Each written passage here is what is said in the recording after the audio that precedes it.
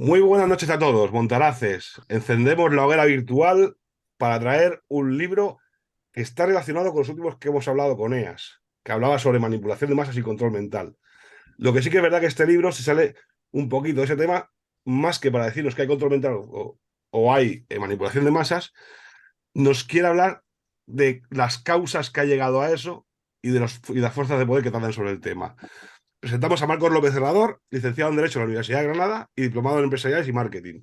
Ha trabajado siempre en el mundo de las finanzas, con lo cual es algo que conoce muy bien y además es un prolífico escritor, ha escrito bastantes libros, ha escrito un poquito de todo, tanto relatos como novelas, como aforismo, ensayos. Podemos destacar quizá libros como El test más divertido de la historia, El Imperio Español sin complejos, la trilogía de la caída de Roma, en la que compara un poco la caída de Occidente con la caída del Imperio que pasó hace ya 1500 años, Historia de las ideas contemporáneas, que también trata un tema que trata en este libro, o está muy relacionado con él, y con ellas ha escrito Crímenes de cine, junto a José Fernández Cusequera, Atado al silencio y Las élites y el arte de la impostura.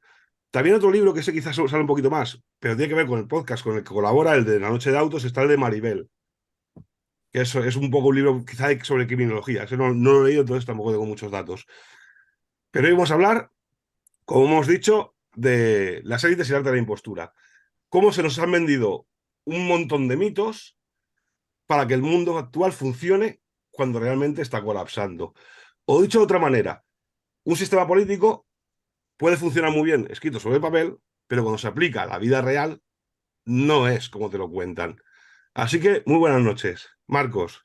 Muy buenas noches, queridos amigos. Es un placer estar con vosotros y agradezco que estéis también dispuestos a compartir vuestro valiosísimo tiempo conmigo.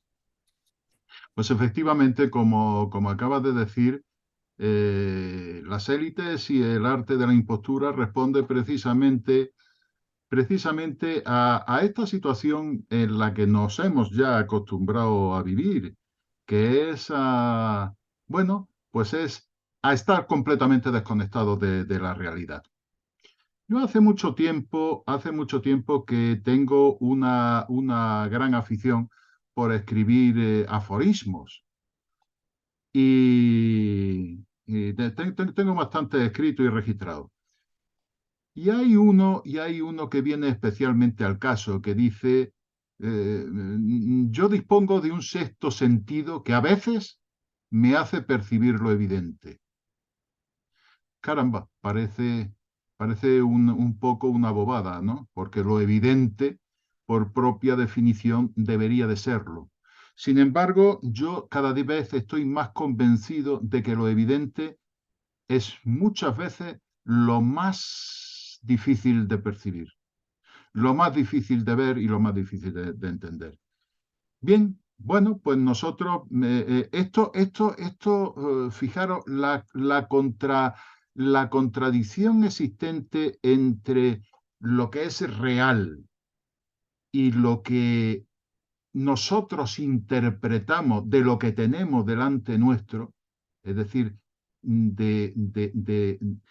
es una cosa que efectivamente, como tú dices, ha inspirado gran parte de mi obra.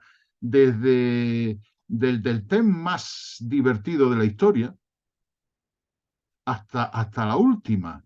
En el tema divertido de la historia, lo que se plantean son 100 propuestas sobre cuestiones históricas que tenemos absolutamente asumidas como ciertas y que no lo son. Realmente no lo son. Se plantea como un test, como una especie de juego, ¿no? Como una especie de verdadero o falso. Y os voy a poner un ejemplo. Vamos a ver. Si yo a todos los que nos están escuchando, a todos los que nos escuchen, les planteo, oiga usted, el almirante Nelson jamás en su vida fue almirante. ¿Usted qué dice? ¿Que es verdadero o que es falso? Todo el mundo diría, oiga, ¿qué me está usted contando? ¿Qué tontería dice? Como que no fue en su vida fue almirante. Pues señores, el almirante Nelson jamás en su vida fue almirante. Él murió con el cargo de contraalmirante o vicealmirante, no recuerdo ahora mismo. Él murió como vicealmirante y fue ascendido a almirante a título póstumo. Esto es así, esto es la historia. Bueno, pues como esta hay 100 propuestas. Esa relación entre lo que hay en nuestra mente y lo real, ya digo que es lo que inspira, gran parte de mi obra.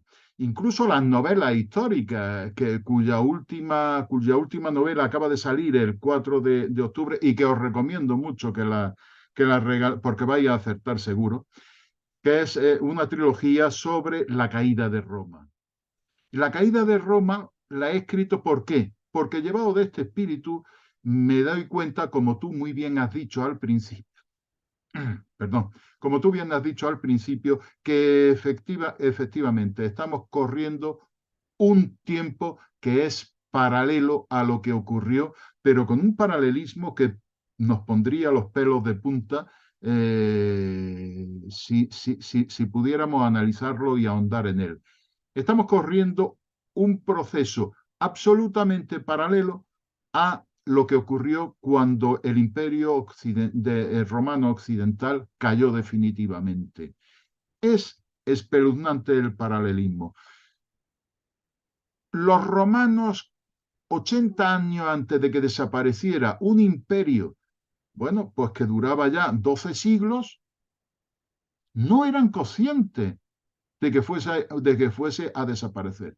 Nosotros hoy no somos conscientes de que Occidente va a desaparecer.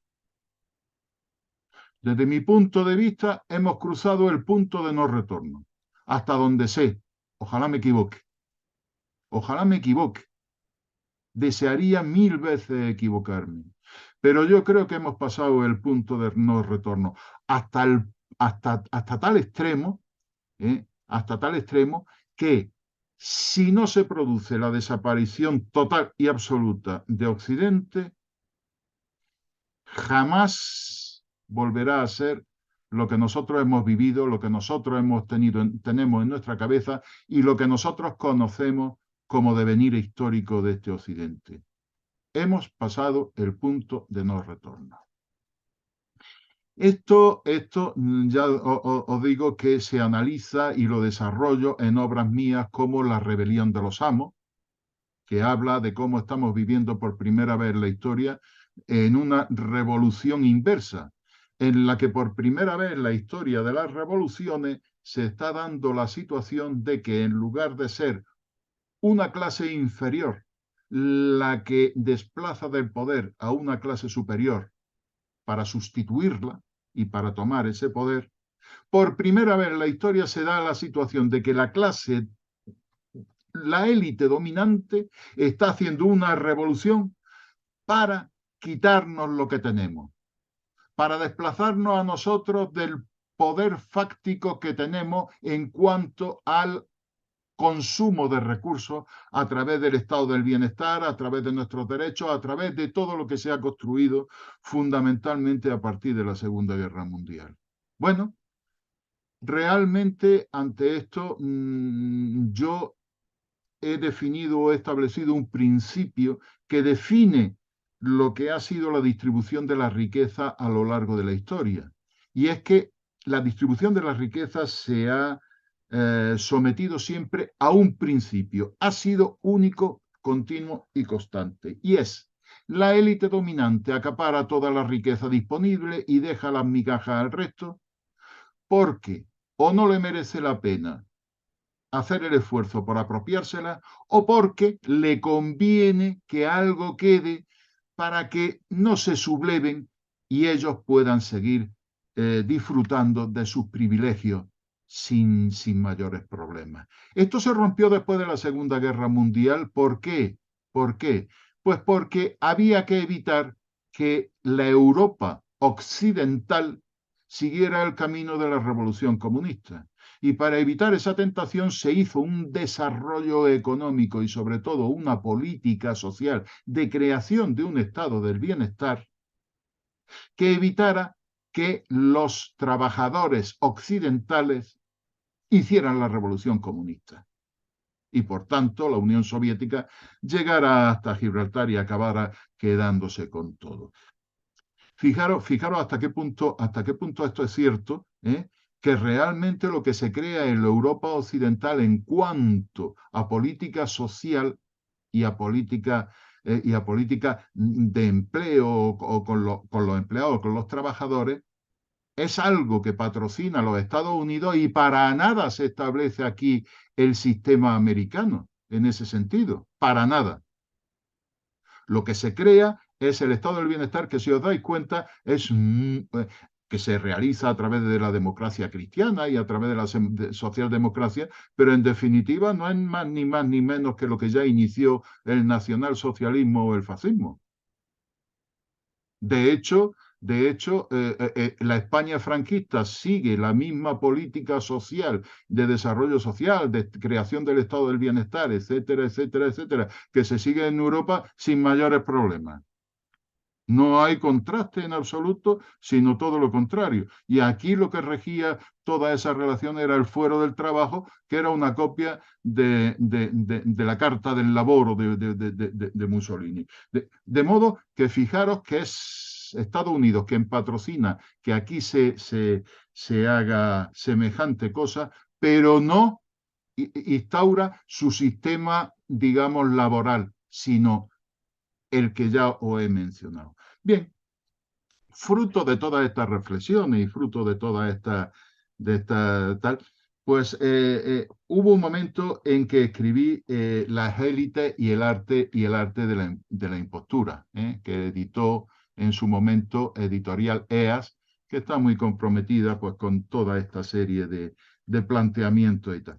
Bueno, aquí lo que desarrollo es la idea de que nosotros hemos estado viviendo muy tranquilos, y durante mucho tiempo, pues eso, desde el final de la Segunda Guerra Mundial, pensando que estamos amparados por un montón de derechos reconocidos, que hay un montón de derechos que nos protegen y estados que están comprometidos en esa defensa, ¿no? De nuestra libertad, de nuestro derecho a la libertad de expresión, de nuestro derecho a estar informados,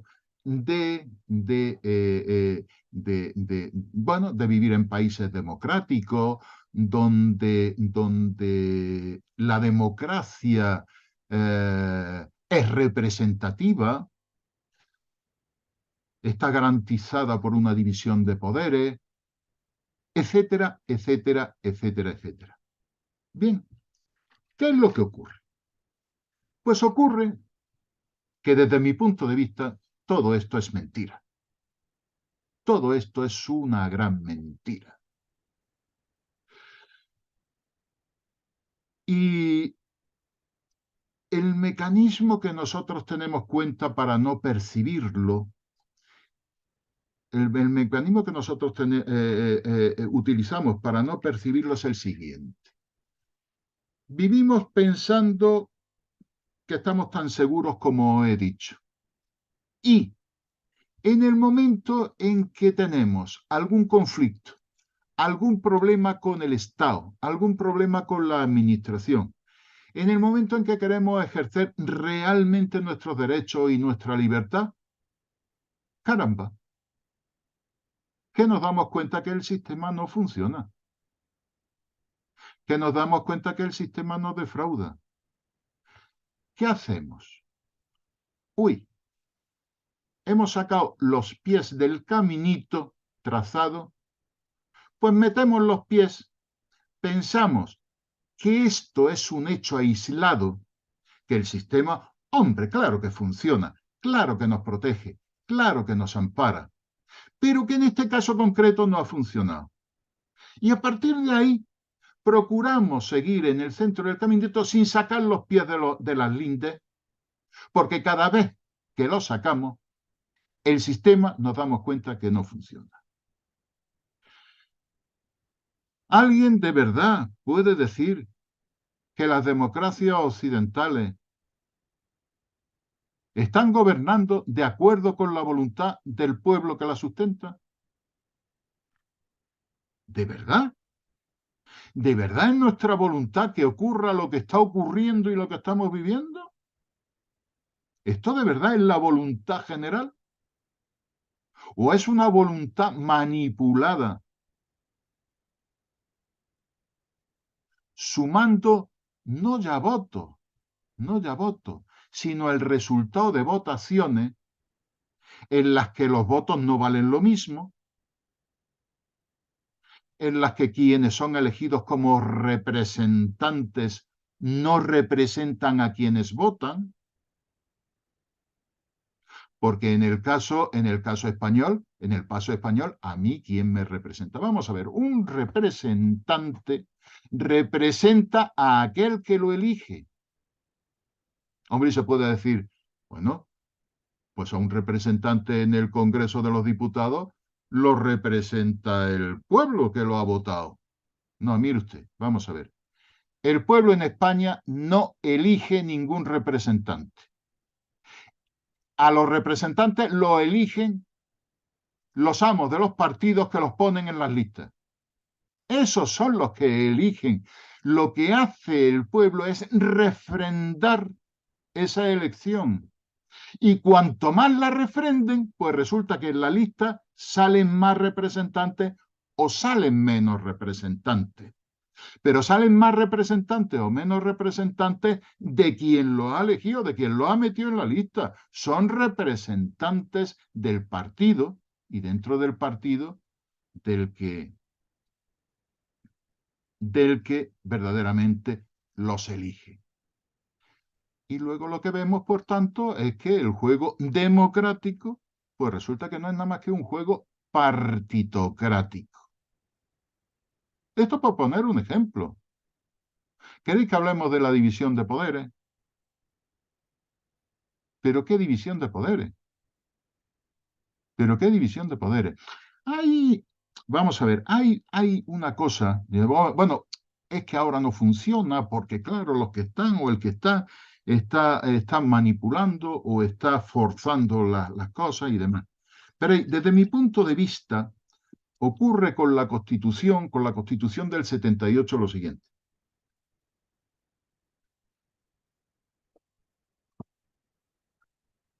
La Constitución del 78, naturalmente, es una continuidad y es una transición del régimen anterior, cuya definición del poder no era ni más ni menos que, y de los poderes, no era ni más ni menos que una unidad, se definía como unidad de poder y coordinación de funciones. Bien, la Constitución del 78 se establece de tal manera que, en definitiva y al fin, deja una capacidad de ejercicio del poder omnímodo al poder ejecutivo. Lo que ocurre y lo que ocurrió durante quizás los primeros 20 años de la transición, hasta Zapatero, era que quien gobernaba se cuidaba muy mucho de mantener la apariencia y se cuidaba muy mucho de forzar la Constitución. Pero amigos, si hacéis memoria, os daréis cuenta que cada vez que el que ha gobernado ha querido forzar la Constitución se ha dejado forzar. Ha podido forzarla. Porque la Constitución se deja, porque está hecha de tal manera que se deja. Bastó que llegara Zapatero para que la forzara en todos los sentidos y como la Constitución se deja forzar, pues efectivamente no tiene una capacidad de contención del poder ejecutivo y por tanto el poder ejecutivo va convirtiéndose en un poder totalitario y lo estamos viendo perfectamente ahora y en este momento, lo estamos viendo perfectamente en este momento, pues con lo que está ocurriendo con el actual gobierno. El actual gobierno ya no tiene tasa ni medida. ¿Y hay alguna forma de controlarlo? No, ninguna. Ninguna.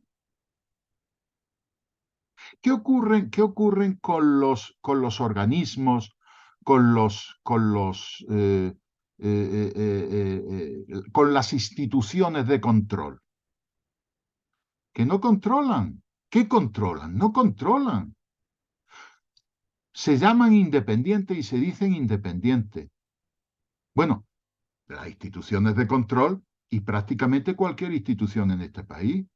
Pero vosotros me podéis decir dónde está la Academia de Ciencias Políticas y Morales, que no ha dicho una sola palabra sobre ningún planteamiento moral que se haya producido. ¿Dónde están los órganos de control? ¿Dónde están los órganos de control financiero, de la competencia, de la Comisión Nacional del Mercado de Valores, del Banco? ¿Dónde están? ¿Qué ocurre? ¿Qué ocurre? Pues que también responden a aquellos que lo eligen. Y quienes lo dirigen no están elegidos por su pericia técnica, por su competencia profesional, por su capacidad para hacer las cosas. No están elegidos por su voluntad de cumplir con la función que se le encomienda. Están elegidos para que no le creen problema al que manda.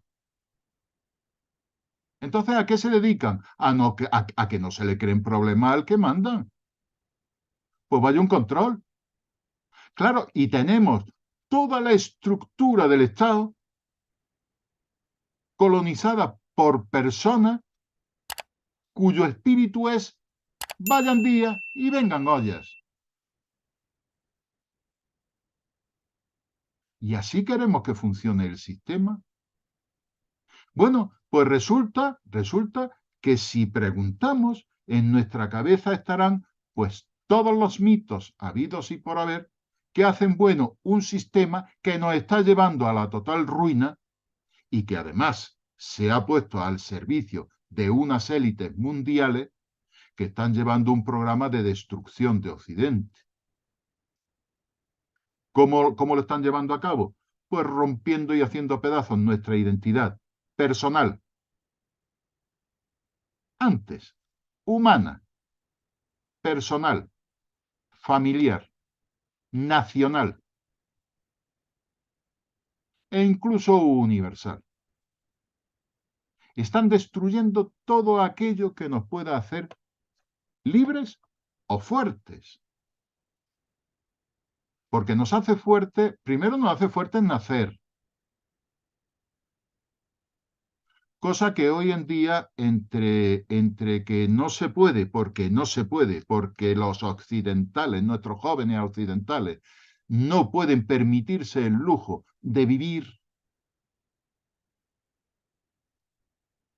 Es que nuestros jóvenes están sobrando todos. Bueno, y por no hablar de los viejos, que estamos sobrando también todos.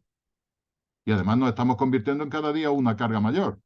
O sea, que el futuro es negro. Claro, si ni los jóvenes pueden entrar y los viejos sobran, y quienes ahora mismo pues tienen un trabajo, malviven, ya me contaréis qué futuro tenemos cuando se nos niega, pues vamos a... Hay una cosa que no sé, yo creo que la gente no se mete en la cabeza y que no es capaz de ver o que no quiere ver o que están haciendo que no la veamos.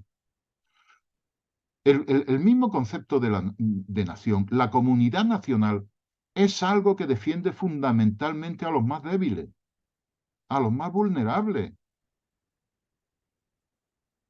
Es que juntos somos más, es que juntos somos más fuertes. Precisamente, eso es lo que están tratando de hacer y conseguir las élites mundiales.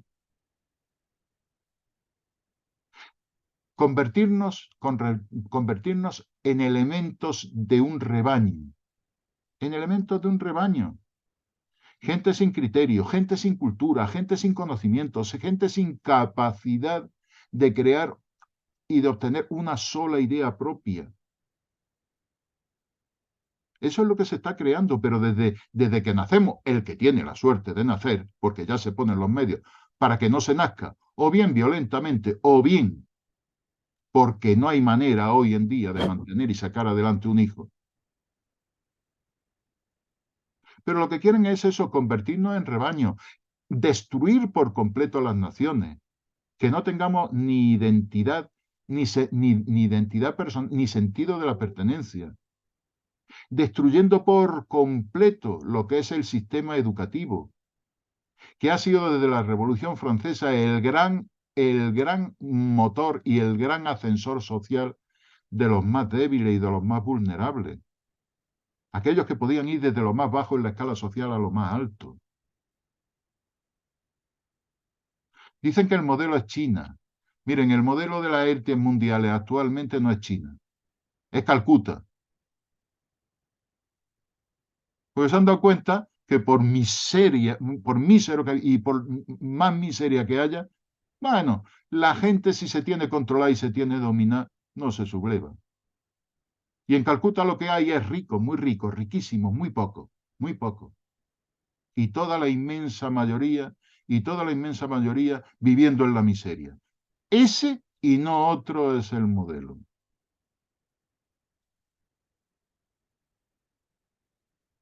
En fin, el totalitarismo es lo que se va a imponer y nosotros seguimos pensando que vivimos en sociedades occidentales, que estamos protegidos por un montón de derechos, que estamos protegidos por estados con unos sistemas democráticos en los que el gobierno nos representa y por tanto es la voluntad del pueblo el,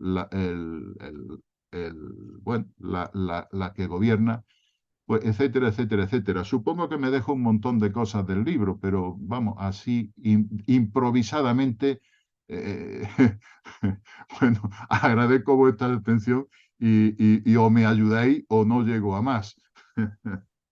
Sí, tranquilo que ahora sacaremos artillería. Lo primero, dos ideas que hayas comentado antes, un poco para ponerlo primero, es explicar a la gente cuando hablamos aquí, como muchas veces luego se genera discusión en los vídeos. Cuando hablamos de cultura occidental, aquí en este momento estamos hablando de cultura occidental hasta el 45, la cultura occidental europea creadora y civilizadora que hubo hasta el 45, no la actual woke o la actual mundo occidental que conocemos hoy, que es Estados Unidos con sus lacayos europeos. Partiendo de eso, comentabas de que vamos a sufrir lo mismo que Roma. Yo creo que va a ser peor que Roma. Porque cuando llegaron los bárbaros e invadieron Roma, ellos querían ser romanos. Y ellos emularon a Roma.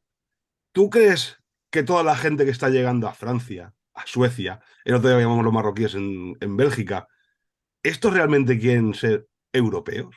Estos No. están trayendo sus califatos aquí. Vamos a ver. El Islam, pero además lo tiene por principio y consagrado en su propia parte, lo tiene como una obligación teológica, una obligación. Es que eso no se nos mete en la cabeza. El Islam tiene como obligación conquistar el mundo y tiene como obligación acabar con los infieles. Y los infieles más cercanos que tiene el Islam, por lo menos a este lado del mundo, pues es Europa. Y Europa, cuidado, porque es que Europa están tratando de conquistarla desde principios del siglo VIII. Nosotros los españoles, que somos como somos, que somos gente estupenda y gente maravillosa y fundamentalmente hemos sido hombres de bien hasta que no nos estropeen a todos, no apreciamos una historia que es valiosísima y que ha sido valiosísima para Occidente. Primero, porque España, a través de su imperio y demás y tal y que cual, ha construido Occidente, el Occidente cristiano católico en gran parte del mundo. ¿eh? Pero es que aparte de eso, ha sido fundamental, mucho antes, ha sido fundamental y ha tenido un papel decisivo en la historia en tanto en cuanto que paró al Islam aquí en la península. Y lo paró no solamente llevando a cabo la reconquista, sino a partir de la batalla de Covadonga. Fijaros bien que la batalla de Covadonga, que tiene lugar, me parece que en el 720, creo que fue en el 720 o 720, no me acuerdo ahora mismo. 718, 722, depende a quién preguntes. Ven, o sea, pues 720, ni para uno ni para otro. Bueno, entonces fijaros bien que la batalla de Covadonga es fundamental porque ya los musulmanes lo que venían era a conquistar Europa, no España. España, bueno, pues vale, bien, cayó porque tuvo que caer y porque, en fin, y cayó de aquella manera y con aquella guerra civil entre visigodos. Pero, el objetivo del Islam, vamos, de hecho, en el 732 lo para Carlos Martel en Poitiers, los para. Pero si no, pues ellos tratan de conquistar Europa. ¿Y cuál es el papel fundamental y por qué actúa fundamentalmente el Covadonga? Pues porque a pesar de que no tuvo ninguna importancia militar, a pesar de que los musulmanes en España no le dieron la más mínima importancia, para ellos tenían la península conquistada. Bueno, algún problemilla en algún sitio, pero vamos a ver, nosotros conocemos de Covadonga porque las crónicas nos la han hecho llegar y sabemos por eso, que tuvo la importancia que tuvo. Pero en aquel momento, recién tomada toda España, tenían que tener problemas pequeños, locales y demás, de no poder cobrar tributo, de alguien que se rebelaba, o de alguien que hacía una celada y que le había creado problemas. Tenía que tener por aquí, por allá, por allá, por acá. Pero la idea general era de que España estaba totalmente conquistada.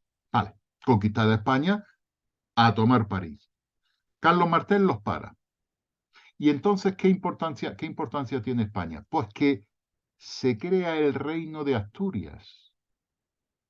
Se crea el reino de Asturias porque los bereberes abandonan Galicia y abandonan el norte del Duero, porque claro, los bereberes dicen que bueno, que vale, que muy bien, que ellos son más.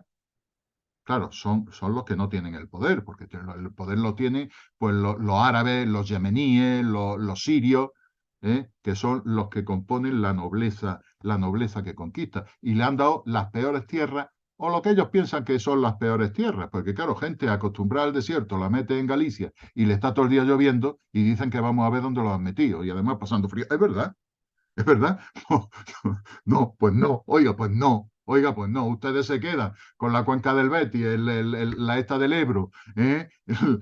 La huerta valenciana, y a nosotros nos mandáis aquí a que nos llueva todos los días, ¿no? Entonces, acaban, los bereberes lo que hacen es acabar abandonando del norte del Duero hacia arriba, que es lo que da oportunidad de crear lo diré, bueno, el reino Asturias. asturiano, el reino asturiano.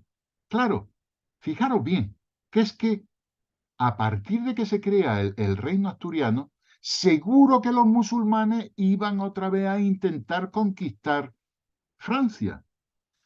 Pero desde el punto de vista estratégico, ¿dónde habéis visto que ningún conquistador se deje un reino a retaguardia? Cuidado. Por eso, a lo largo del siglo octavo, no hay otro intento de conquistar la Galia y llegar hasta Roma, que es lo que querían. No lo hay. Y eso da tiempo a que surja Carlomagno, cree la marca hispánica y definitivamente establezca una barrera que ya les resultó insuperable. Pero que el Islam no dejó nunca de pensar en que tenía que conquistar Europa, nos da prueba cómo los otomanos están a punto de llegar a Viena en el siglo XVI. Es que, vamos, están a punto de llegar, no, que llegan a Viena, se que acercan Viena. Que también Viena se salva con la intervención y con una heroica intervención de un grupo de españoles que de alguna manera salva el momento, ¿no? No eran los más numerosos, ¿no? Pero salva el momento, que es otro. Claro, ese papel fundamental de España, ese papel fundamental de España, El Islam nunca ha dejado, nunca ha tirado la toalla, ni la tirará nunca, porque su obligación religiosa y teológica es conquistar el mundo. Entonces, no es a los musulmanes o al mundo islámico al que hay que cuestionar su actitud, su proceder o sus actos. Lo que tenemos que cuestionar es a qué están jugando los responsables políticos, aquellos que nos mandan. ¿A qué están jugando? Permitiendo que haya 50 millones de musulmanes en Europa que no solamente no se integran, bueno, ya lo habéis visto, lo que ha pasado en París, ha ganado un partido de fútbol, Marruecos. Ya ves tú, Marruecos, el peso que tiene político, el peso militar, el peso tal. Bueno, pues los marroquíes ganan un partido de fútbol y han puesto en jaque a la policía belga. Y esto es una bobada, ¿eh? Cuidado, cuidado, cuando se empiecen a defender causas superiores.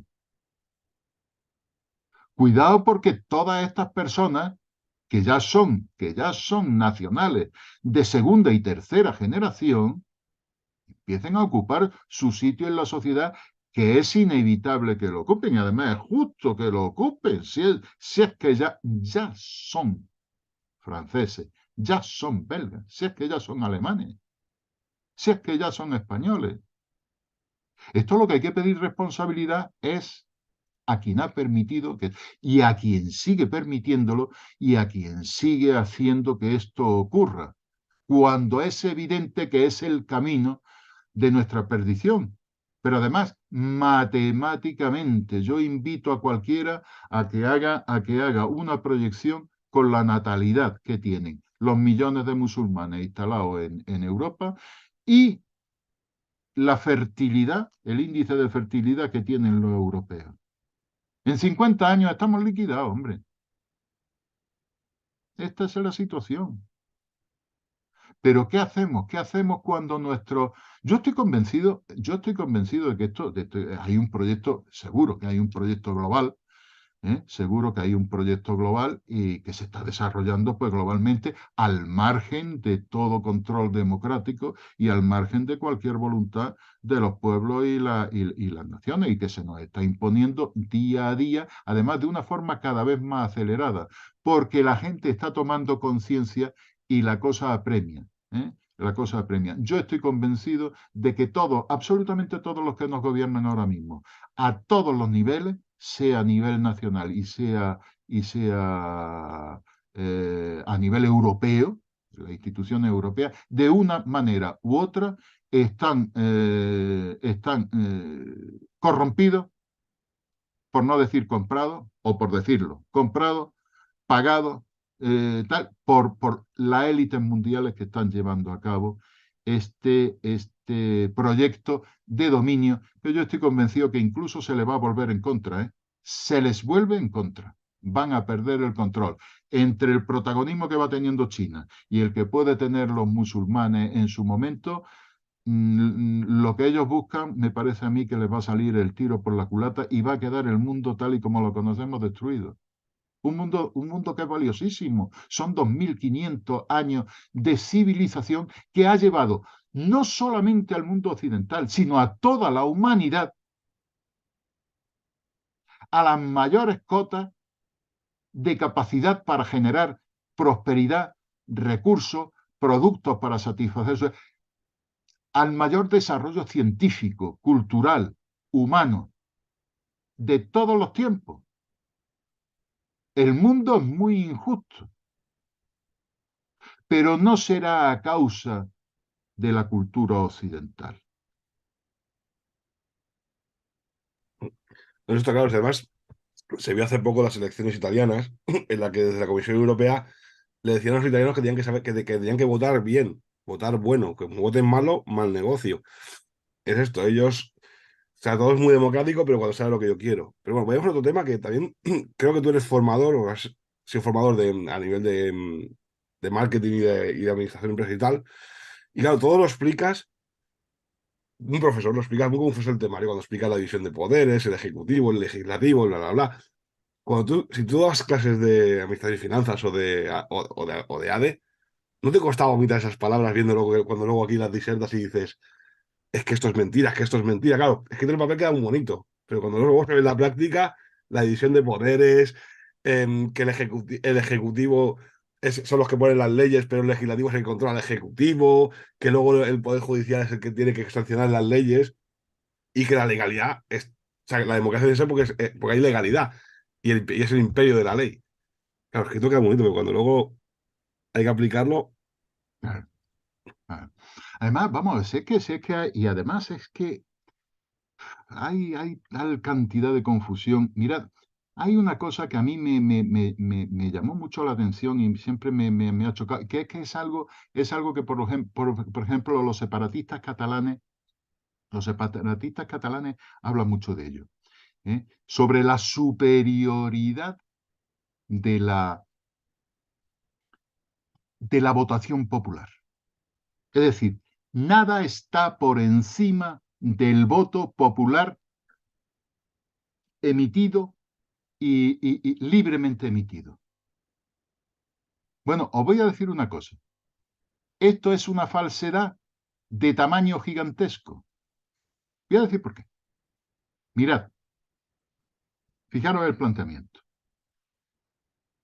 ¿Es superior la voluntad popular? ¿Es superior a la ley la voluntad popular libremente expresada?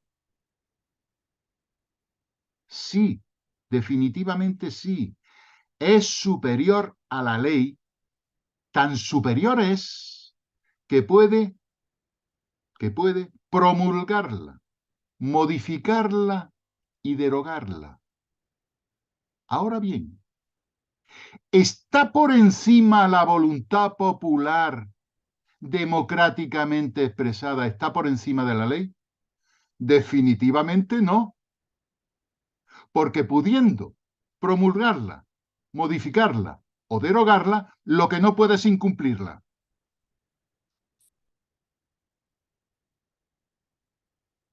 Ojo.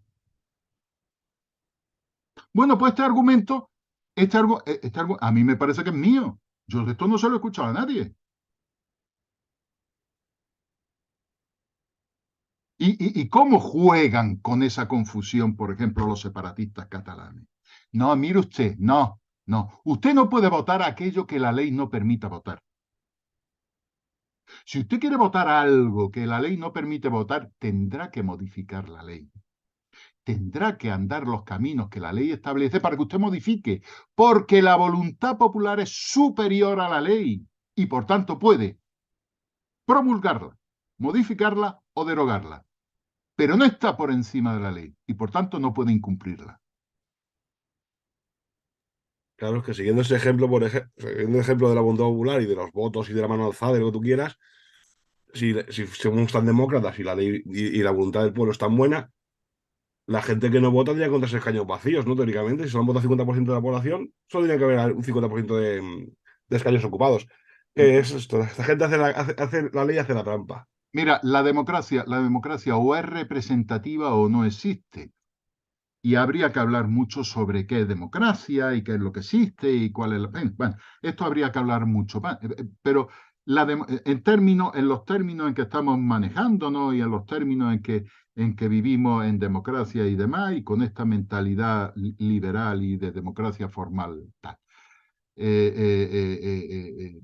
Vamos a ver.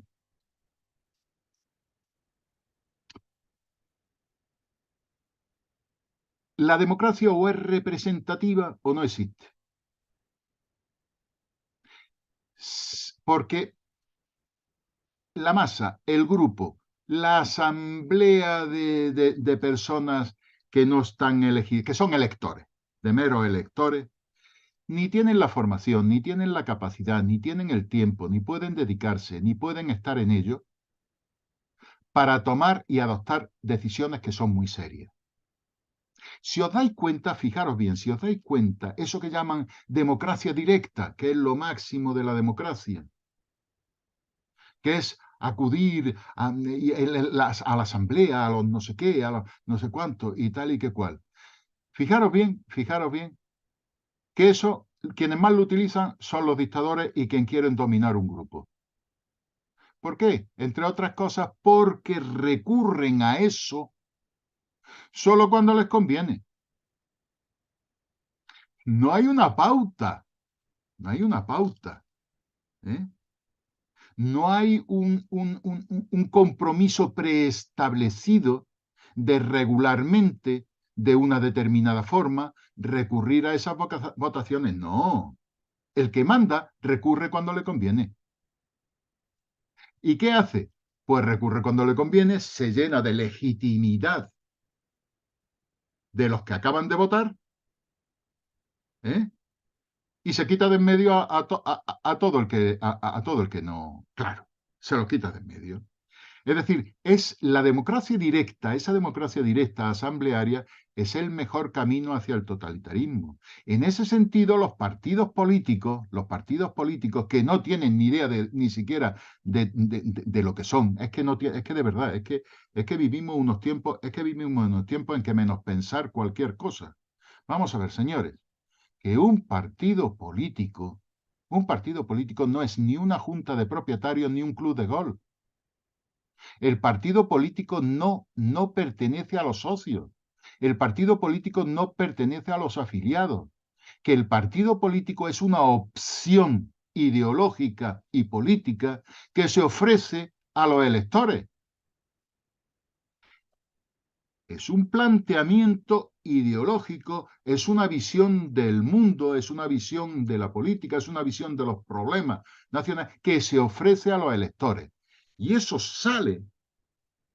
Y el que esté de acuerdo con esa idea se afilia, establece una relación filial, el partido como padre y el afiliado como hijo, que obedece al padre. Vamos a ver, que el afiliado a un partido político se le llama militante, que significa que está dentro de una jerarquía organizada de arriba a abajo, y que tiene que obedecer, y lo que se compromete de manera voluntaria es ayudar a que esa idea que se propone salga adelante, apoyarla y ayudarla y actuar con disciplina a las órdenes del partido. Miren ustedes, las primarias es la mayor imbecilidad que se ha creado nunca, porque un partido político tiene la naturaleza que acabo de describir, y unas primarias es cosa de una comunidad de vecinos o de un club de golf. Vamos a ver, que los afiliados en un partido político lo que tienen es que actuar a través de sus representantes. Volvemos a lo mismo, que la democracia o es representativa, se ejerce a través de representantes, o no es. Bueno, pues aquí no hay un partido que no tenga elecciones primarias o que no la defienda o que no les parezca maravilloso, porque claro, que la gente vote es maravilloso. No, señor, lo que es maravilloso es que la gente cumpla la ley. Eso es lo que es maravilloso, que la gente cumpla la ley y que la ley refleje el sentido de la comunidad, el sentido general de la comunidad, el bien general, y que estén hechas para el bien general. ¿Qué democracia hay cuando la mitad más uno quieren una cosa y la mitad menos uno quiere la contraria? Y resulta que los que tienen la mitad más uno imponen lo que ellos quieren a los otros. Oiga usted, eso no es democrático. Es una dictadura de mayoría. Eso no es democrático. Cuando se da una situación en que unos quieren una cosa y otros la contraria, no se puede imponer ninguna de las dos facciones. Es un tema que no se puede arreglar de momento, es decir, es un tema que habrá que ir consensuando, habrá que ir limándolo con el tiempo, habrá que ir alcanzando un cierto consenso general. Pero imponer sistemáticamente cosas extremas, a la mitad de la gente que no las quiere, que es exactamente lo que está pasando ahora, que eso es democrático, señores. Eso es democrático aunque se tenga la mayoría en el Parlamento.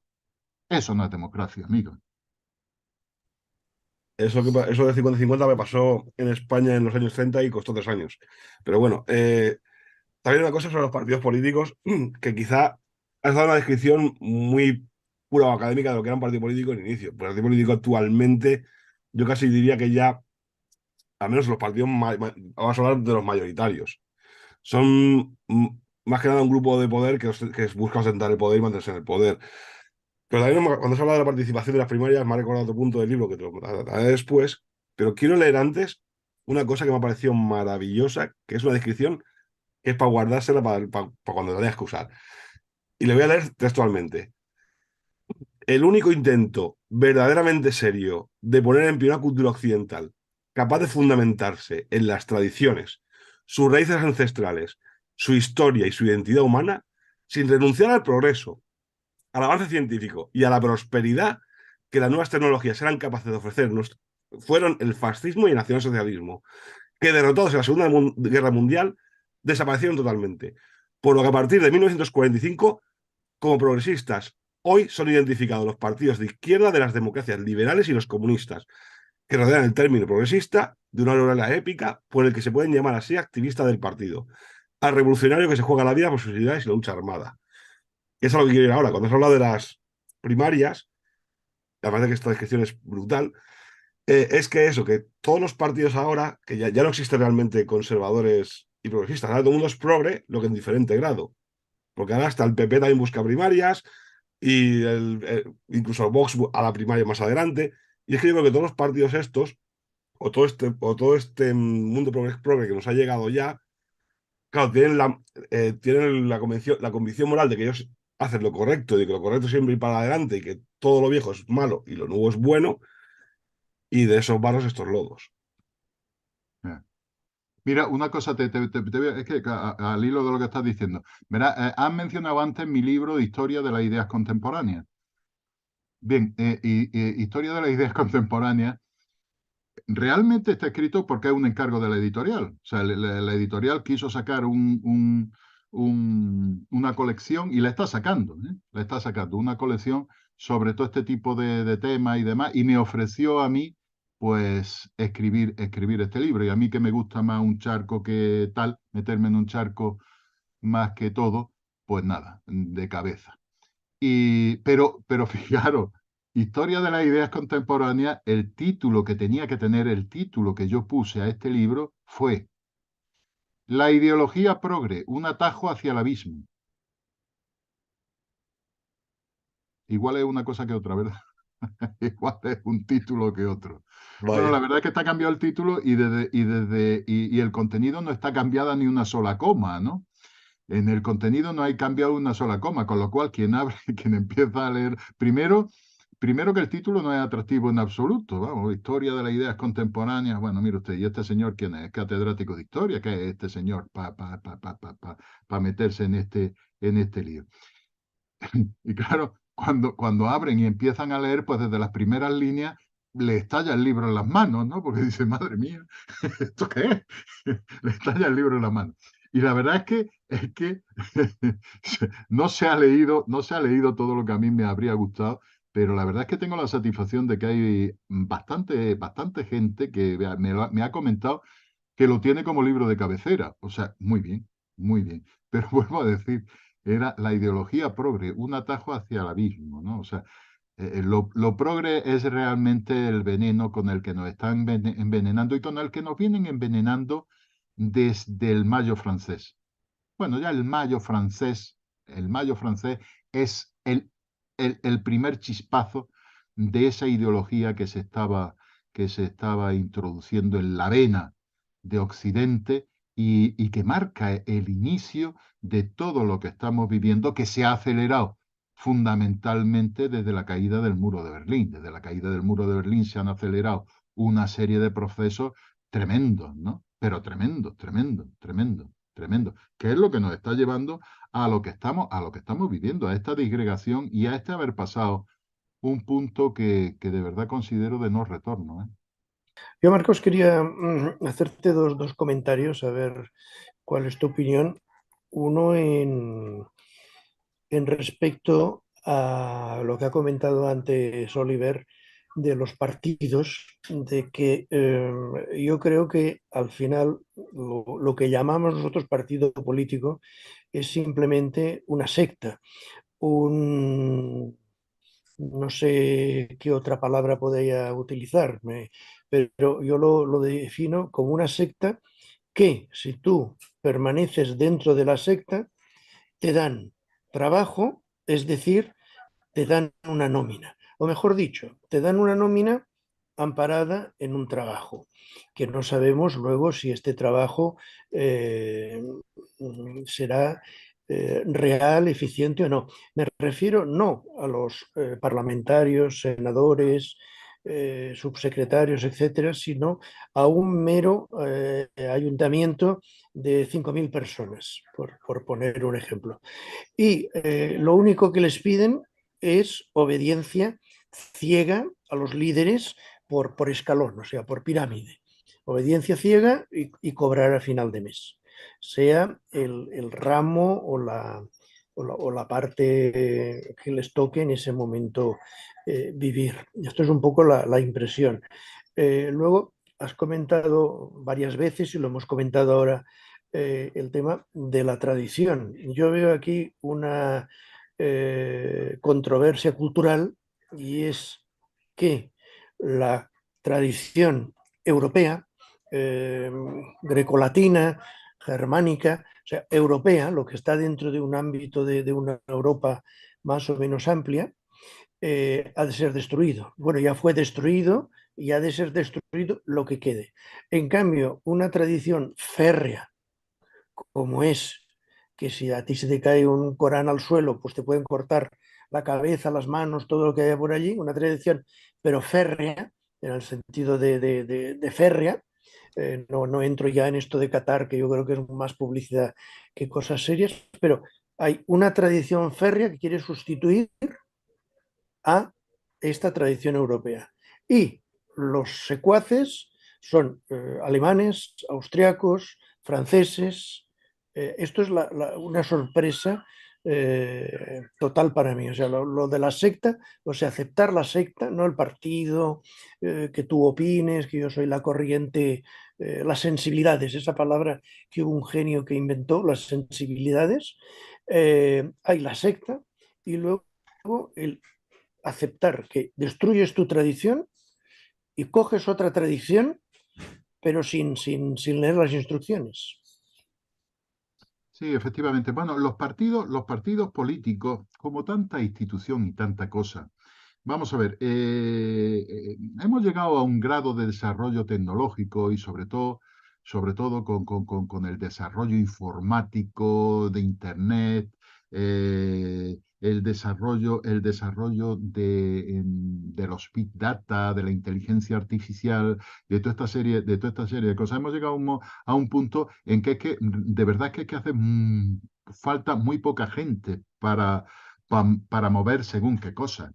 Es que, claro, es que toda la vida de Dios las cosas se han hecho con personas y han hecho falta personas. Entonces, en el planteamiento clásico de un partido político, pues se necesitaba gente que trabajara y gente que trabajara en todos los escalones, desde a nivel nacional, a nivel regional, a nivel local y a nivel de calle, gente que repartiera panfletos.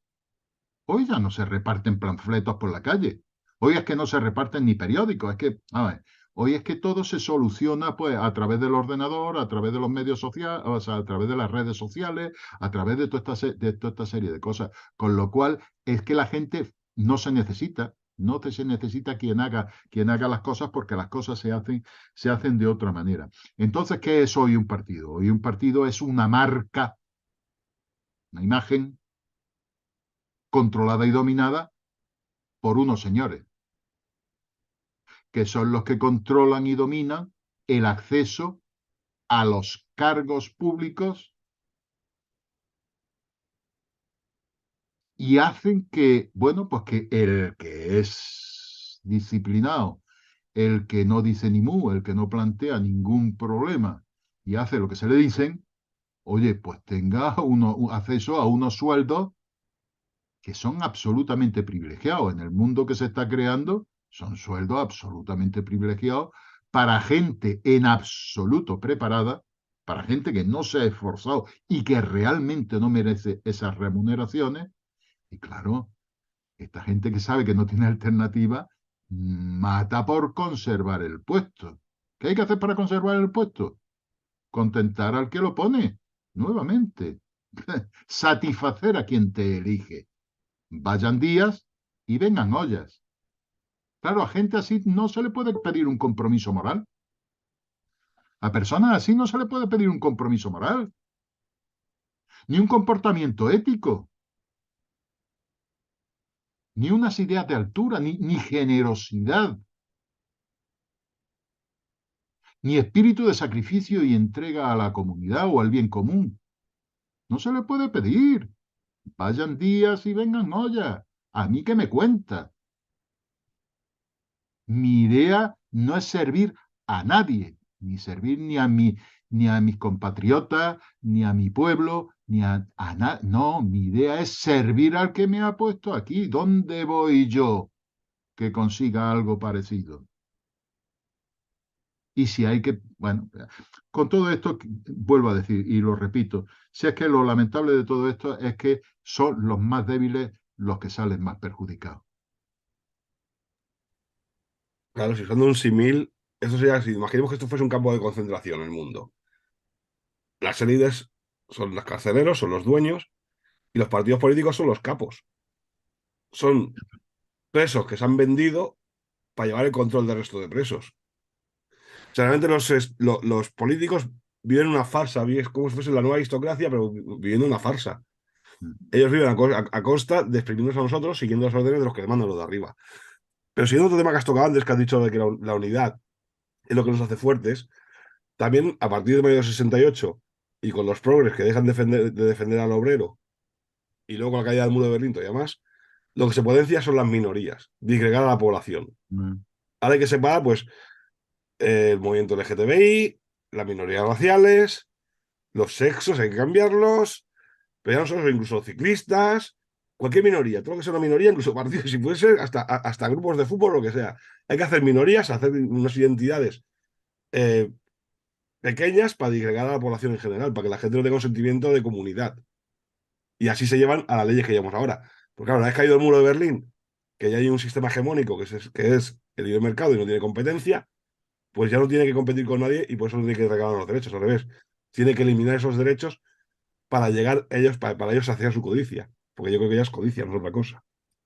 Claro, si es que, claro, esto que efectivamente da la cara y se empieza a manifestar, pues a partir del mayo del 68, o empieza a manifestarse con el mayo del 68, tiene sus raíces en lo que es la escuela de Frankfurt. ¿Qué es lo que ocurre, qué es lo que ocurre con esta gente? Pues esta gente se da cuenta de que vamos a ver, que el sujeto político que da sentido al comunismo y a la aplicación del marxismo-leninismo,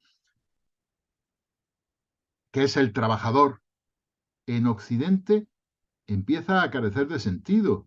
Porque claro, no es lo mismo un trabajador explotado, proletario, prácticamente en la indigencia, que apenas gana para comer y que apenas puede satisfacer necesidades fundamentales y básicas, que está condenado de alguna manera a que sus hijos no salgan adelante y a que sus hijos no superen el nivel social en el que se encuentran los padres, es decir, que los hijos también van a ser proletarios. No es lo mismo eso que el desarrollo que ya están viendo que se está produciendo en Europa, en el que los trabajadores empiezan primero a tener sus necesidades bien cubiertas, luego a tener propiedad. Cosa un proletario de primero del siglo no tenía propiedad ninguna, no era dueño más que de la ropa que vestía si acaso, ¿no? Entonces empiezan a tener propiedad, empiezan a tener cosas, empiezan a tener casas, empiezan a tener, en fin, empiezan a tener un nivel de vida. Están protegidos contra la enfermedad. Tienen sus seguros contra accidentes laborales o por muerte o por, en fin, o sea que empiezan a estar protegidos de otras.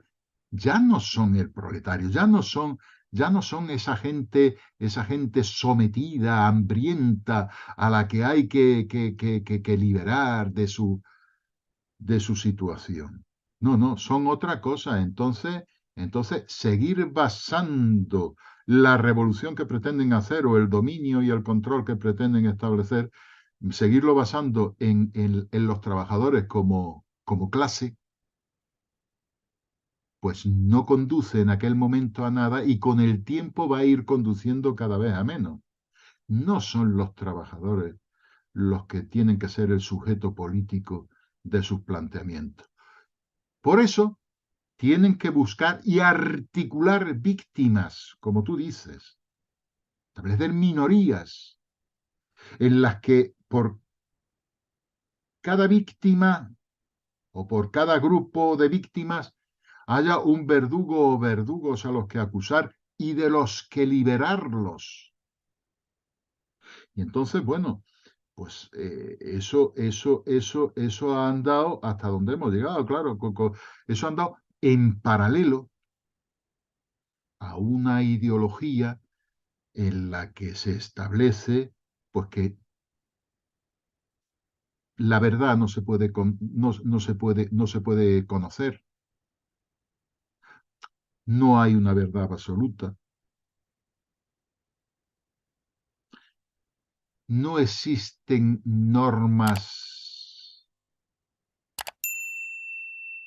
que no se puedan modificar, no existen leyes o reglas o principios o causas inmutables.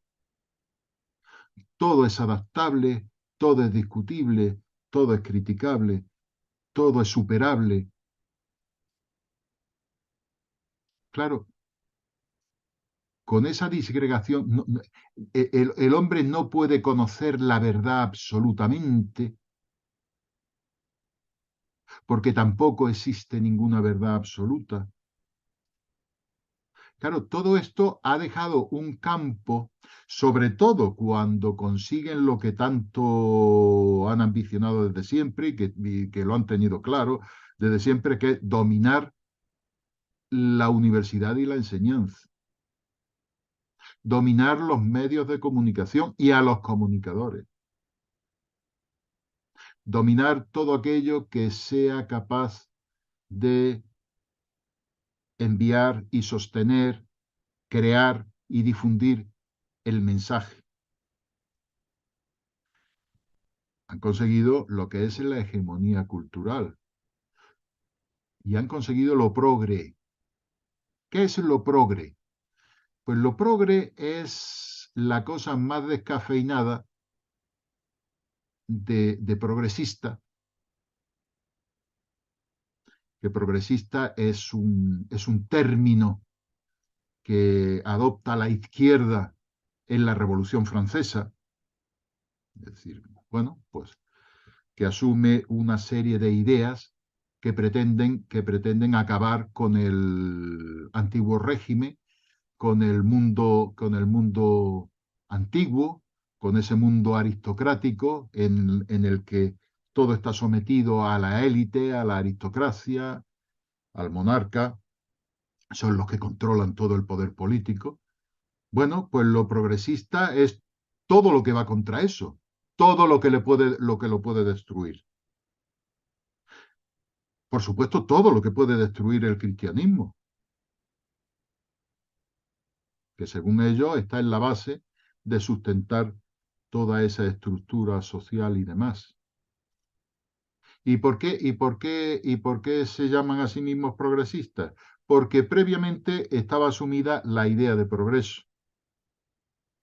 Que la idea de progreso no es una idea que haya existido siempre, no, porque no se ha tenido conciencia porque a lo largo de la historia no se ha tenido conciencia. Para llegar a adquirir una idea de progreso, hay que tener primero conciencia del tiempo, que aunque parezca mentira, no se ha tenido siempre. Luego, conciencia de que puede haber una evolución en la que el hombre mejore continuamente. Esa es una percepción que, por ejemplo, en Roma no se tenía.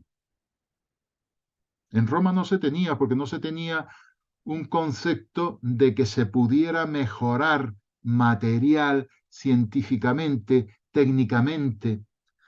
Nosotros, cuando vemos la perspectiva, en perspectiva, vemos la historia, nos damos cuenta, hombre, que el hombre ha ido de un estado muy primitivo en el Neolítico y en épocas anteriores ha ido de un estado muy primitivo a una civilización hipertecnológica y súper avanzada. Nosotros tenemos esa perspectiva, pero un romano no la tenía.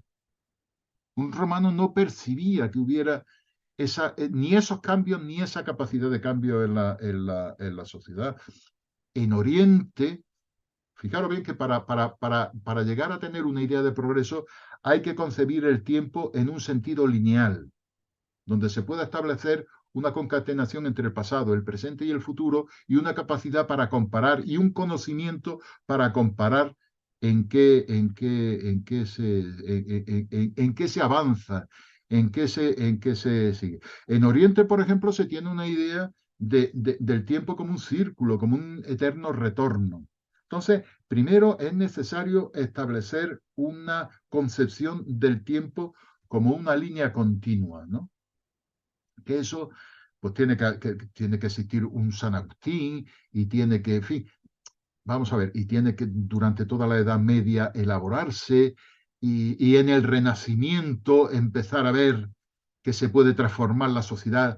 Es decir, que la sociedad no solamente se transforma por evolución y por inercia, sino que se puede transformar por acción directa sobre la misma, ¿no? Entonces, bien, y entonces es cuando se genera la idea de progreso. Por eso toman esa idea que es muy prestigiosa cuando estalla la Revolución Francesa, esa idea la toma la izquierda y son progresistas. Pero hoy en día no estamos ante progresistas, hoy en día estamos ante el progre, que son gente que dicen defender lo más elevado, las ideas más elevadas y más tremendas, y son gente que lucha continuamente por las víctimas, por los más oprimidos, por los más indefensos, vamos, los más indefensos siempre que no se trate de abortar y demás, ¿no? Entonces entonces es otra cosa, no, ya es otra cosa. Bueno, pero fijaros qué narración, qué narrativa épica tienen esta gente que lo más que hace es manifestarse de vez en cuando protegidos por la policía, corriendo el riesgo de coger un resfriado o torcerse un tobillo. Bueno, pues fijaros qué época, qué épica en la que se envuelven de luchadores por no sé cuántas causas.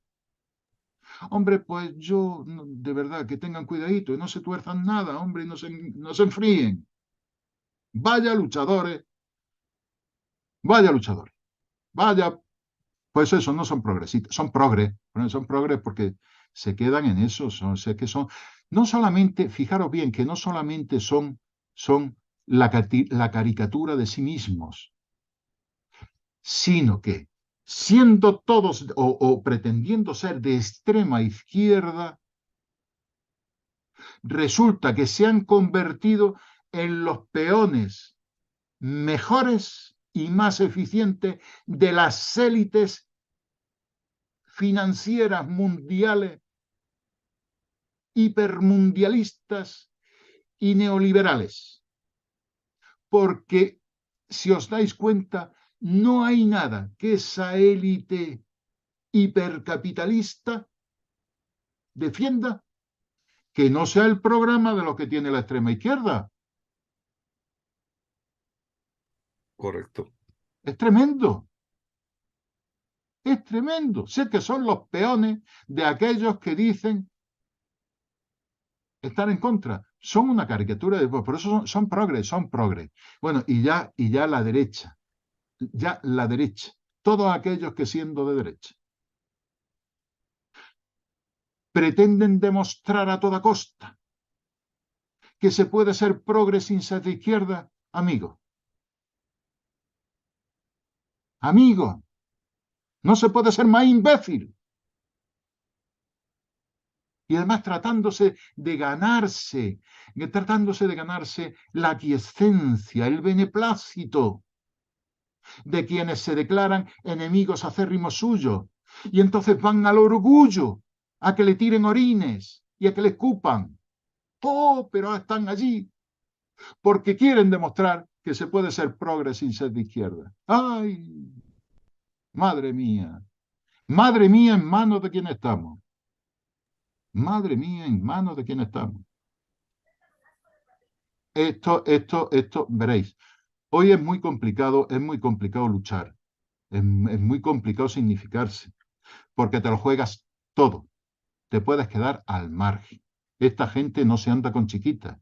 Te cancelan. Te cancelan porque saben que no tienes razón. Y si no lo saben, les da lo mismo. Tienen el poder para cancelarte. Además, su objetivo es que nadie se le oponga.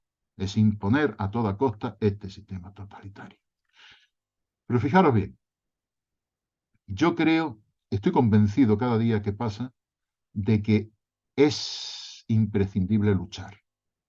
Hay que luchar.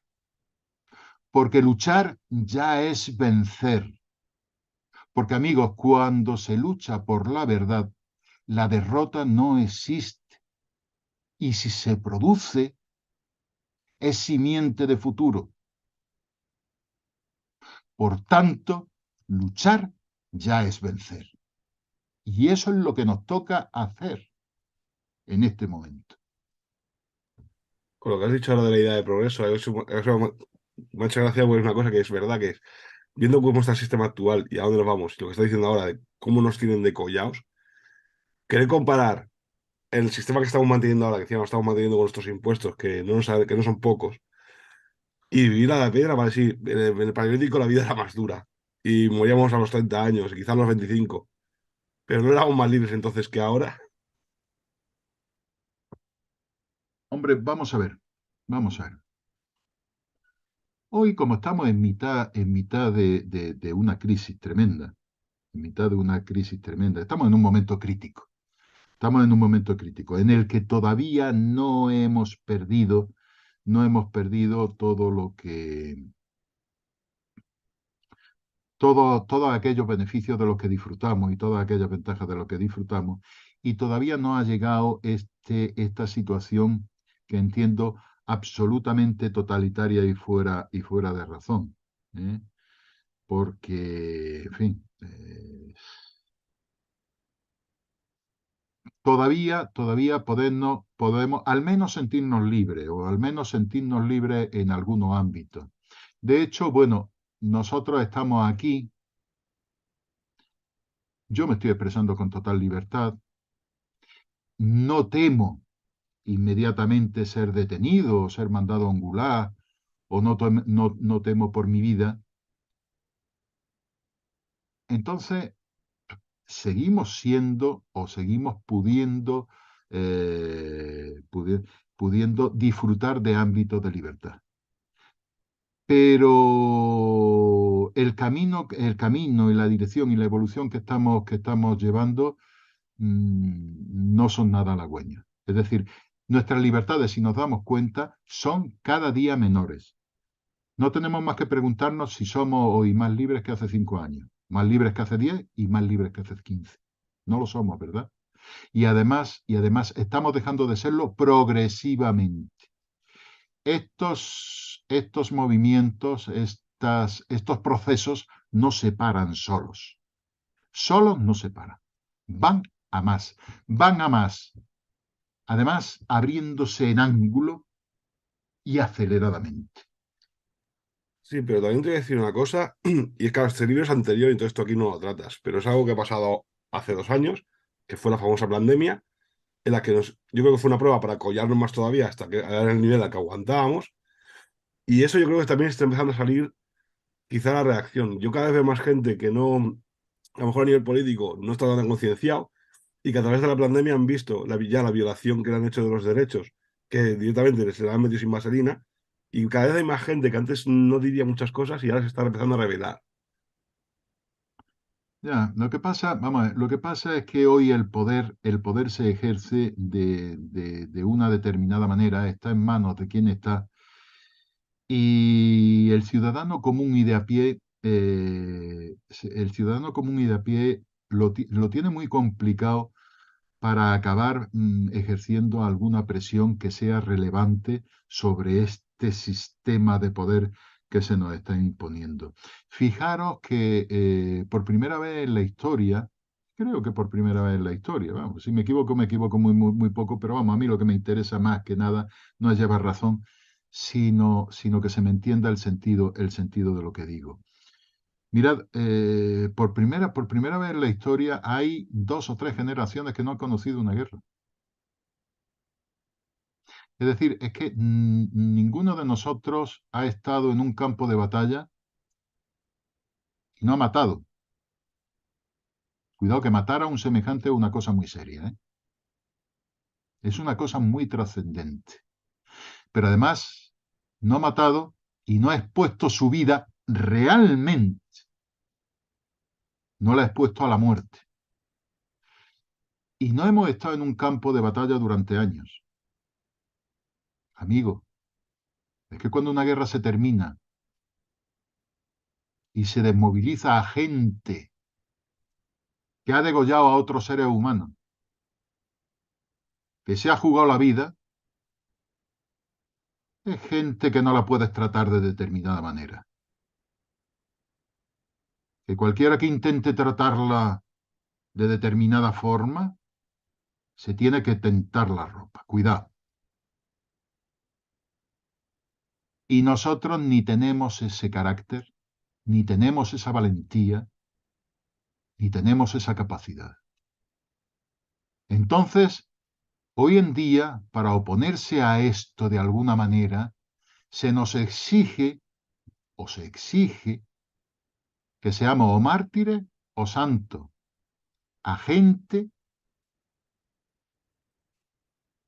que no sabe lo que es arriesgar su vida, que no sabe lo que es luchar en un campo de batalla. Gente que no estamos bragados. Somos gente muy endeblita. Somos realmente cobardones. Es que, además, como nos ha criado gente que a lo mejor sí que ha estado, ¿no? Yo recuerdo a mi abuelo, ¿no? Que sí que ha estado en el campo de batalla y que sí que ha sabido lo que es una guerra y sí que ha sabido lo que es sufrir. La consigna que siempre hemos tenido es no te metas en lío. Tú en eso no te metas. No te metas en política, no te metas en... Eso define, vamos a ver, por un lado, a ver si me entiendes, si las cosas van bien, somos una generación con muy buen corazón, somos muy buena gente, somos muy buenas personas. Pero como las cosas vengan como nos están viniendo, somos gente que a lo mejor no tenemos recursos personales para estar a la altura. No sé, a lo mejor me estoy equivocando, pero esto es lo que pienso. ¿No? Toda la razón. O sea, lo que has dicho es que No, es pura realidad. toda la razón. Yo te quería solo comentar dos temas. O sea, uno es lo que tú has comentado muy bien, Marcos, y es el tema de luchar. Y hay un tema que bueno, un escritor dijo, y es que la voluntad popular lo sentía mucho, pero no paraba un volcán. O sea, que ya pueden ponerse como quieran, que la lava del volcán no la pararán. Pero luego hay otro aspecto, como digo yo, que o sea, este sentido que yo tengo particular de secta, y es que yo cobraré haga alguna función, no la haga, y la tecnología va avanzando tanto que ahora vamos a ponerle un poquitín de humor, porque si no estamos muy trascendentes. Si mañana en la delegación de Hacienda de nuestra ciudad viniesen los extraterrestres y abduciesen a todos los funcionarios de Hacienda, bueno, hoy a las 2 hubiesen venido y se los hubiesen llevado a todos, mañana a las 9 Hacienda volvería a abrir, seguiría enviando requerimientos, el ordenador seguiría poniendo multas, el ordenador seguiría buscando listados para coger a gente y a ver autónomos que no hemos destrozado aún, vamos a destrozarles, pedirían cita previa para hablar con un robot, la tecnología lo iría haciendo, y los de la secta estarían tan contentos porque ellos trabajarían 2 horas a la semana y seguirían cobrando su retribución. Y en ningún momento piensan que esto pueda ser, bueno, ya no sé si es distópico o cuál es la palabra, sino que están cogidos. Y lo que tú comentabas de la derecha, ellos cogen su trozo de cacho. Y oye, aquí estamos en un tema que hay unos cuantos, como muy bien ha dicho Hardy, que están en el campo de concentración y son los que nos cortan la madera para quemar el tema, y nosotros, como estamos en el lado intermedio, bueno, vamos haciendo el circo hasta, bueno, hasta que ya lo tengamos todo dominado, y luego las máquinas serán las que mandarán. Y es un futuro terrible, que no sé bien cómo la lucha, si no es con estos golpes que digo yo del espíritu para arriba. Dices, sí, ponte delante del volcán y a ver si con una votación le dices a la lava que se pare. Es que de ahí viene lo que quieren hacer las élites ahora, que es que sobramos gente. Mm, Por eso están los planes de aborto y por eso están los controles de natalidad, porque sobramos un montón de trabajadores para ellos. mm, mm. Pero Hombre, esto se lo dirán a los hindúes también, por ejemplo, y estarán de acuerdo. Eh, Estarán de acuerdo los Sikhs, que son los mercenarios de Inglaterra en todas las guerras habidas y por haber, los terrible es que Gurkhas, todo estarán esto de se nos está acuerdo. imponiendo a los occidentales, ¿eh? Eso es lo terrible. Al resto del mundo, vamos, el resto del mundo va por libre, ¿eh? Va por libre. A ver, a ver, a ver, a ver, ¿a qué disciplina se está sometiendo África y los africanos? Ninguna. O China o India o... mire usted. Que no, que se nos está imponiendo. O sea, si aquí de lo que se trata es de destruir Occidente, ¿eh? No se trata de otra cosa. En lo que, en la situación esta que has planteado, en que los extraterrestres se llevan a los funcionarios de Hacienda y demás, lo peor no sería que siguiera funcionando el sistema y siguieran saliendo multas y los ordenadores siguieran analizando tus datos y tus tal y que, bueno, no, lo peor sería que es que los extraterrestres además devolverían a todos los funcionarios porque a ver quién los aguanta. Oh, sí, sí, sí, sí. Y Sería, entonces sería estaríamos con infiltrar. los ordenadores funcionando a tope, poniendo multas y los funcionarios encabronados por lo que, por la experiencia que han tenido. O sea, tremendo, ¿eh? No, a la Dora le dirían Tremendo. a los marcianos que es la hora del café. Le dirían que es la hora del café. Efectivamente. Hay una cosa sobre lo que antes habías dicho, Alfonso, sobre la democracia, el totalitarismo y demás. Es que yo estoy convencido, cada vez más convencido estoy, de que el mayor enemigo de la democracia no es el totalitarismo. El mayor enemigo de la democracia es una mala democracia, es una falsa democracia. Ese es el mayor. Porque un totalitarismo, no sé, a lo mejor, en fin, pues depende de en qué principio esté inspirado, qué es lo que lleva, qué orden impone, qué prosperidad favorece, en fin, cuidado, cuidado. Ahora, contra la democracia, lo peor que puede haber es más, nosotros tenemos en nuestro país el ejemplo de un totalitarismo, ¿vale? De un régimen que acabó por traer la democracia, porque quien trajo la democracia fue ese régimen. Pero porque sí, sí, Fueron los socialistas que no existían, o el Partido Comunista que tenía el poder y la implantación que tenía. Fue el propio régimen el que trajo, hizo la transición o propició la transición y votó leyes para que se pudiera hacer, para que se pudiera hacer legalmente, ¿no? Que eso ha causado siempre, siempre asombro. Cuidado con esa antítesis que sí, efectivamente existe entre totalitarismo y democracia, pero que el mayor enemigo de la democracia es una falsa democracia. yo lo siento, Marco, pero aquí discrepo. Yo creo que a la democracia le pasa lo mismo que al comunismo. Que es que, claro, la democracia es muy buena, igual que el comunismo, pero es que nunca se aplica bien. Yo creo que es que No, esto hace aguas por todos los lados. Y ah, esto no vale para no, si no estoy, vamos, sí, estoy de acuerdo contigo, estoy de acuerdo nada. contigo. Y lo del régimen fue, pues eso, cuando ya el hombre estaba malo, un montón de revistas quisieron montar su propio chiringuito y suicidaron el sistema. Mm, Y así les fue. efectivamente, vamos, efectivamente. Hay el famoso discurso de Adolfo Suárez que hablaba, ahora no recuerdo las palabras exactas, pero hablaba de los 10.000 funcionarios, o sea, como diciendo, este grupo funcionarial que cobra del sueldo público, cuidado que no vaya a pasarles algo para que todos se acerquen al líder supremo que cada vez va saliendo. Yo te quería comentar, Marcos, bueno, esto es una curiosidad, pero como que estoy disfrutando mucho escuchándote, como otras veces que he tenido el placer, comentarte unos puntos. O sea, yo creo que el primer aviso de que la matemática democrática era un peligro es cuando se votó la guillotina para los 16 en Francia, que perdió por un voto y votándole en contra sus primos y bueno, y cosas por el estilo. Creo que el mayo 68 lo que tuvo fue una gran repercusión publicitaria. Sí, sí, sí, mucho, o sea, de acuerdo, había un trasfondo importante, pero que tuvo una gran repercusión mediática, esta palabra que está de moda ahora.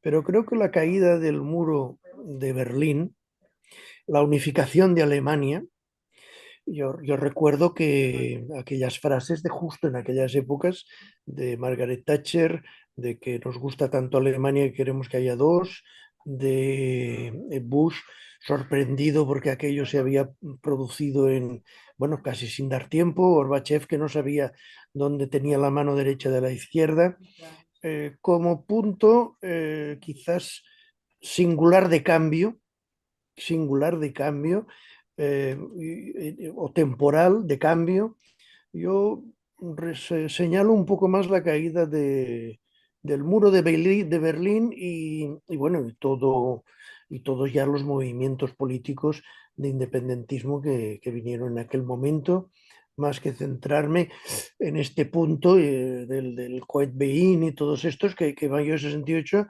no olvidemos que la primera batalla era que las chicas y los chicos estuviesen en el mismo hogar, o ¿cómo se llama? Las residencias de estudiantes. No, vamos a ver, es trascendental. La caída del muro de Berlín para mí, que culmina el periodo por el cual hemos avanzado de era. Estamos en otra era. O sea, la edad contemporánea terminó, pues probablemente cuando empezaron todas las revoluciones que hemos vivido a lo largo del siglo XX y de las que no somos realmente conscientes, pero hemos vivido unas revoluciones vamos, que han cambiado la humanidad mucho más que pasar de la edad de piedra al neolítico, ¿eh?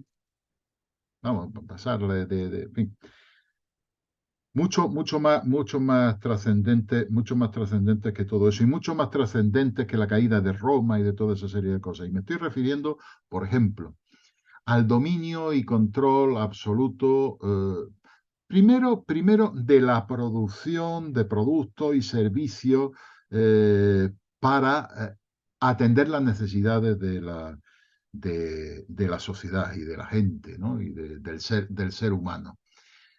Pero luego fijaros bien que hemos dominado la materia. Se produce una revolución atómica. Se produce una revolución en relación con el universo. El hombre llega a la luna. Se produce la revolución informática.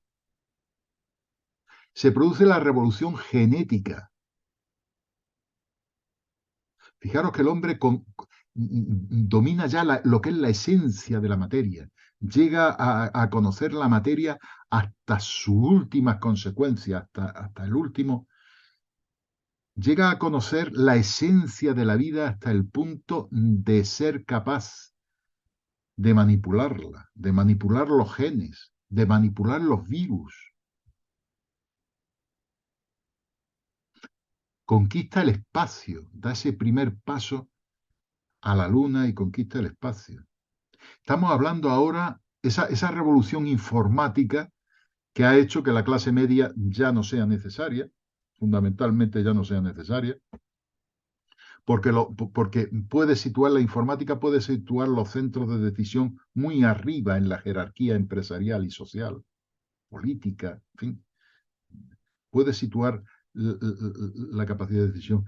El tratamiento de los big data, ahora, una cosa que tampoco somos conscientes, bueno, cuidado, la robótica, la nanotecnología, y otra cosa que tampoco somos conscientes de la trascendencia que va a tener, el metaverso, la realidad virtual. Esto va a cambiar el mundo total y radicalmente. Dentro de todo este proceso de cambio de era, que ya no puede establecerse, en fin, o sea, un cambio total a lo que nació con la Revolución Francesa. Dentro de eso, lo que es la caída del muro de Berlín es fundamental, porque hace que caiga el comunismo. Que el comunismo ha sido... y hace que el mundo se transforme, y que el mundo se transforme tan mal como lo está haciendo. Porque es que el mundo ha tenido oportunidad de transformarse bien, pero se está transformando tan mal como estamos viendo. Todo es producto de la transformación que a raíz de la... Porque a raíz de la caída del muro de Berlín, como ya comenté antes, la élite dominante se da cuenta que ya no hace falta el estado del bienestar y que esos son recursos de los que puede apropiarse. Vía precios, vía impuestos, vía tal, que se lo pueda apropiar. Y es lo que está ocurriendo, ¿eh? Es lo que está ocurriendo. Pues decimos, hay déficit de la seguridad social. Hay déficit en el Estado. Pues mire usted, en el año 1975, la renta nacional se repartía a razón de 50 vamos a ver, 47, 53, siendo 53 rentas salariales o rentas del trabajo y el 47 rentas del capital. Hoy en día eso se ha invertido y se ha invertido mucho más. Es decir, el 53 son rentas de capital y el 47 son rentas de trabajo. 6 puntos.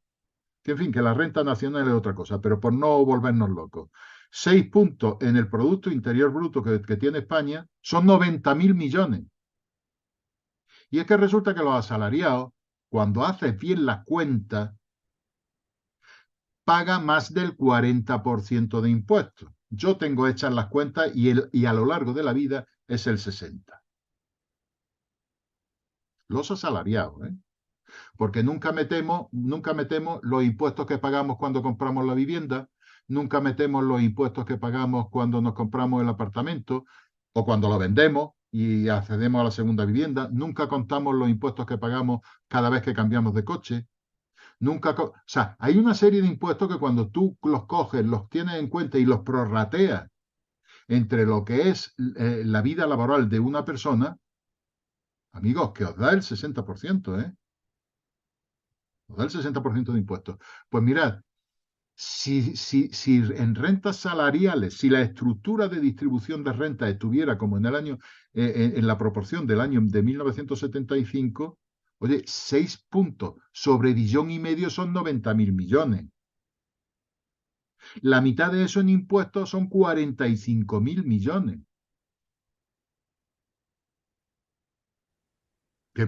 ¿Cuál es el problema? Aparte de que en las pensiones, cuando se habla de 140.000 millones, se le olvida a todo el mundo que los pensionistas también tributamos. Es decir, que de eso que nos dan, porque a mí las pagas extras se me van a pagar impuestos, cuidado, ¿eh? A mí se me van a pagar impuestos. Es decir, me lo dan por un lado y me dicen, usted me está costando, pero si es que yo también contribuyo. Es que los pensionistas estamos contribuyendo del orden de 35 o 40.000 millones.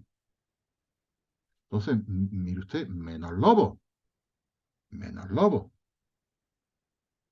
Claro, es que además esto Si es las un... rentas se distribuyeran como se tenían que distribuir o hubieran ido a mejor como tenían que haber ido, teniendo una política social justa, hoy el Estado recaudaría lo suficiente como para no tener déficit público en eso.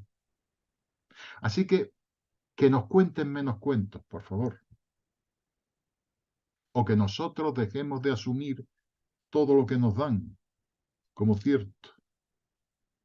Por cierto, que yo no sé qué necesidad hay de gastar, por ejemplo, de tener un déficit del 3% sistemáticamente todos los años y incrementar la deuda. Yo no sé. Yo no sé cómo no nos podemos solucionar nuestros problemas con el 97% de lo que gastamos. Porque yo en mi casa sí que me puedo ajustar al 97% de lo que gasto. Y no tengo que endeudarme continuamente. ¿A quién beneficia ese endeudamiento? ¿A quién beneficia esos déficits que se financian con endeudamiento? Que el endeudamiento, una vez que lo descontrola, no significa nada más que entrega de tu soberanía. ¿A quién estamos entregando nuestra soberanía? ¿De quién cobran nuestros políticos?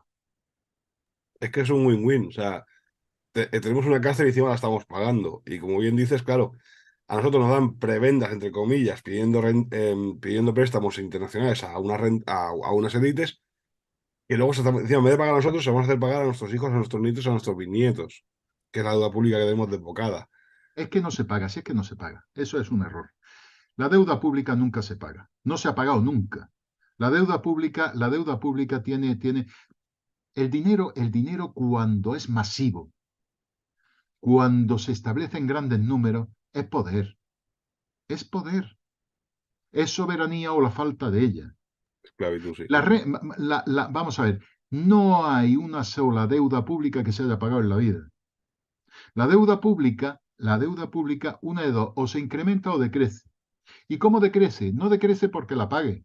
Decrece porque tú no la incrementas. Y como tu Producto Interior Bruto va creciendo, el montante de la deuda va siendo proporcionalmente menor.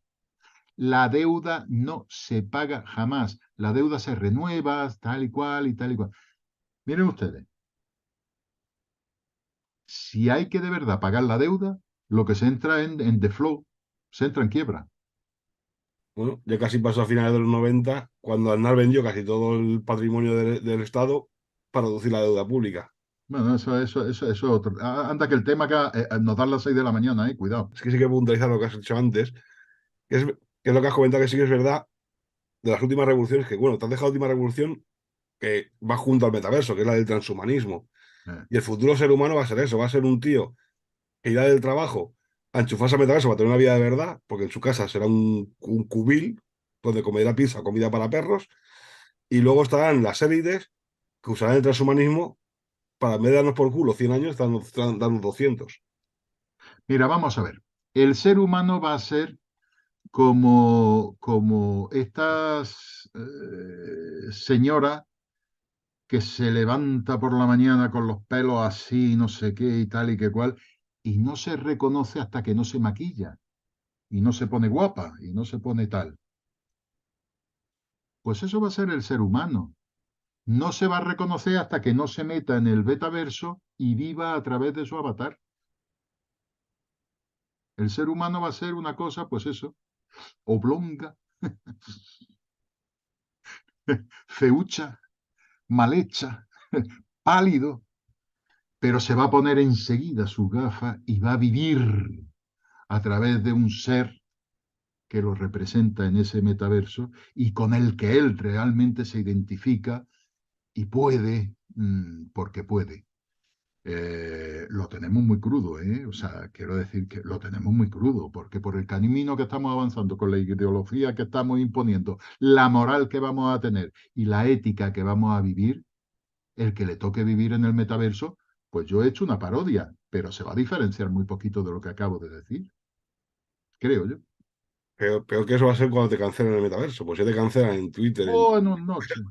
cuando te cancelen ahí va a ser un Será, humilde. claro, no, entrarás ya en la estadística de suicidas, porque vamos a ver, ¿qué te merece la pena? Además, si todo el mundo va a estar en el metaverso con su casco puesto, ¿qué va a ver? Y además todo el mundo despeinado y gordo.